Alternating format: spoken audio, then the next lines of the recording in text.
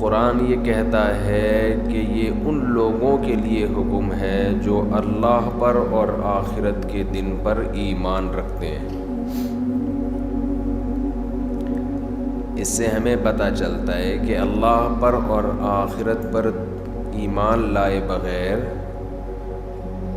جو آرڈر اللہ نے دیے ہیں ان کی موٹیویشن اور ان کی ترغیب آپ کو مل ہی نہیں سکتی۔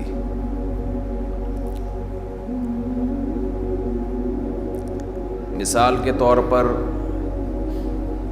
اسلام میں سب سے اہم حکم اور سب سے مشکل حکم ہے نماز کی پابندی کرنا۔ نماز پڑھنا مشکل نہیں ہے، نماز کی پابندی کرنا مشکل۔ پوری زندگی انسان اس بات کی کوشش میں لگا رہے کہ نماز کبھی قضا نہیں ہونے دوں گا، تو یہ آسان کام نہیں ہے۔ ہر حکم میں چھٹی ہوتی ہے، آپ آفس جاتے ہیں ہفتے میں 6 دن 1 دن چھٹی کرتے ہیں، درمیان میں اور بھی چھٹیاں آتی ہیں، قائد اعظم ڈے آ گیا، علامہ اقبال ڈے آ گیا، شاہ عبداللطیف پٹائی کا دن آ گیا، بھٹو کی شہادت کا دن بھی ہو سکتا ہے۔ جتنے سیاستدان دنیا سے جاتے رہیں گے ان کی چھٹیوں کی تعداد بڑھتے بڑھتے 2-4 دن رہ جائیں گے آفس ورک کے لیے۔ تو ہر کام میں چھٹی ہوتی ہے، کہ نماز جب سے شروع ہوئی موت تک ایک دن بھی ایسا نہیں ہے جس میں قضا کرنے کا حکم۔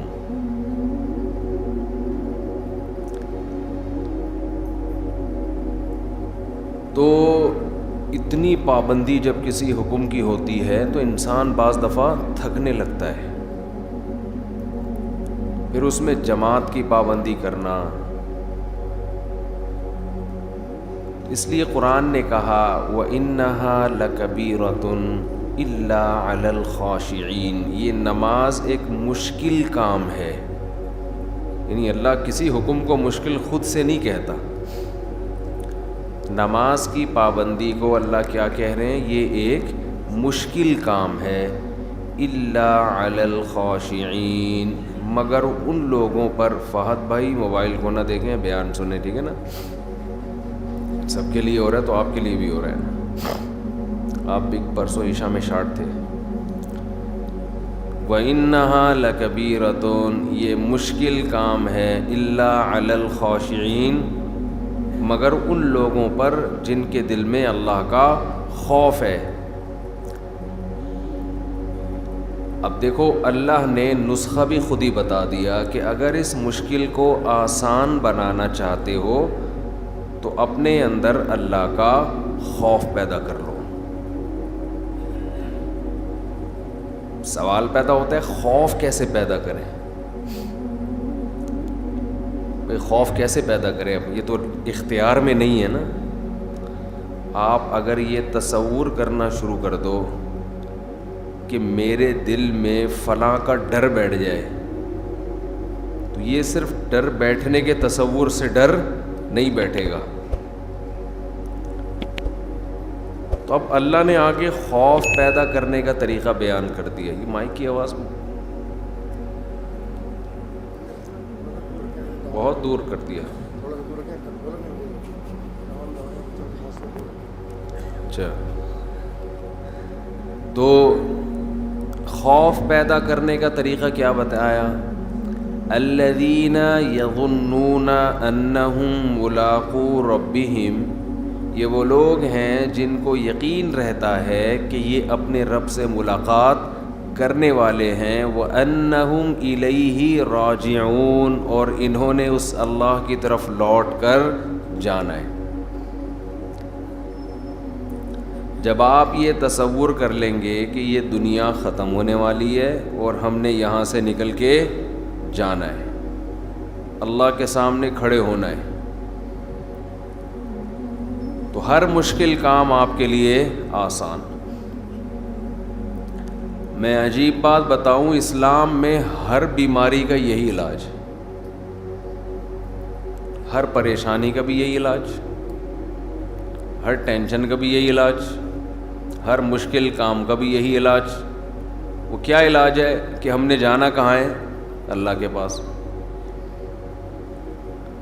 آپ نے بعض حکیم دیکھے ہوں گے، اب تو حکیم لوگ شارٹ ہو رہے ہیں مارکیٹوں سے، بہت کم کہیں کہیں نظر آتے ہیں. بعض حکیموں میں مشہور ہوتا تھا ہر بیماری کا ایک ہی چورن ہے ان کے پاس، ہر بیماری کا ایک ہی چورن. وہ شاید فراڈی ہوتے ہوں، لیکن اسلام میں ہر بیماری کی ایک ہی دوا ہے، اور یہ زبردست دوا ہے. دیکھیں اللہ تعالیٰ نے جب ہمیں کوئی غم اور پریشانی ہو تو اللہ نے اپنے نیک بندوں کی جو صفات بیان کی ہیں وہ کیا بیان کی ہیں؟ الذین اذا اصابتہم مصیبہ، انہیں جب کوئی مصیبت پہنچتی ہے، قالوا تو یہ کہتے ہیں، انا للہ، ہم اللہ کے لیے ہیں، وانا الیہ راجعون، ہم نے جانا کہاں ہے؟ اللہ کے پاس. مصیبتن میں تنوین ہے، تنوین. اگر یہ ہوتا نا المصیبہ، اس کا مطلب ہوتا کوئی خاص قسم کی جب مصیبت پہنچتی ہے تو یہ کہتے ہیں.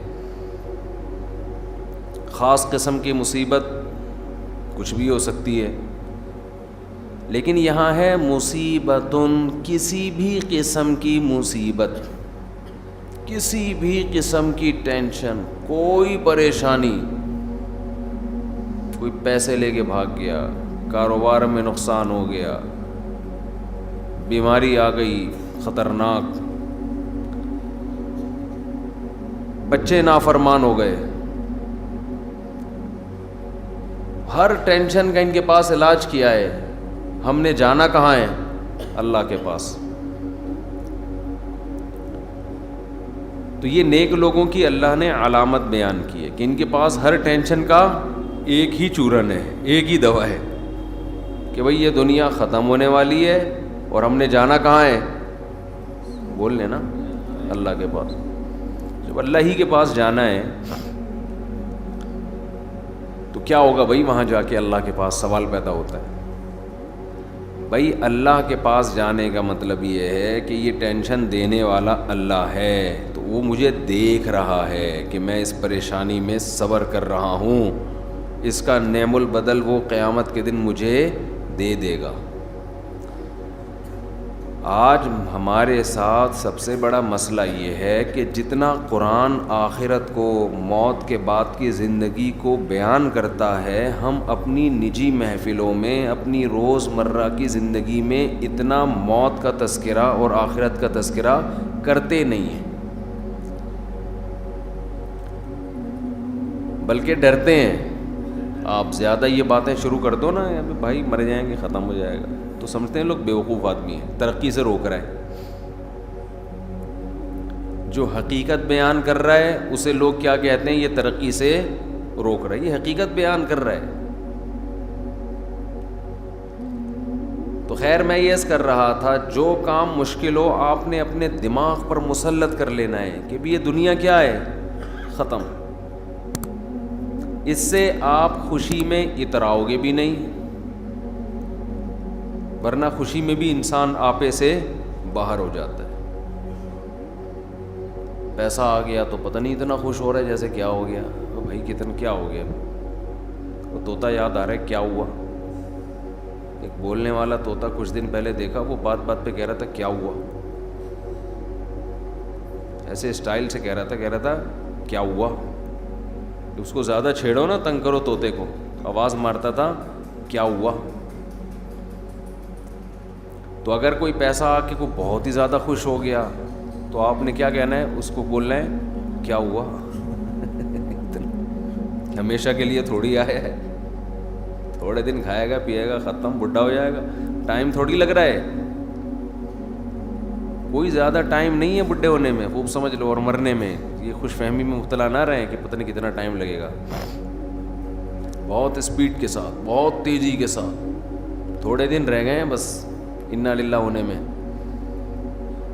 کوئی زیادہ ٹائم نہیں ہے.